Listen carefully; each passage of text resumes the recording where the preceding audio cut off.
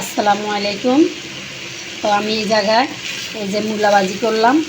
দেখতে দেখা যায় যে আলু, আসলে আলু না, এগুলা হলো মূলা। তো মূলা ভাজি করলাম। আর আসলে আমি অনেক দিন অসুস্থই ছিলাম মোটামুটি। তো আমার কাজিন, আমার খালাতো বোন, ওর সাথে আমি সবসময় কথা বলি। তো আবার কাতারে গেছিলো, তেমন একটা কথা বলতে পারি নাই। তো আসছে পরে, কালকে রাত্রে আমাকে ফোন দিল। ওর সাথে কথা বললে কেন জানি আমার মনটা অটোমেটিক ভালো হয়ে যায়। ও আমাকে এত সান্ত্বনামূলক কথা বলে। তো আল্লাহর কাছে দোয়া করি, আল্লাহ যেন তাকে নেক হায়াত দান করে, ভালো রাখে।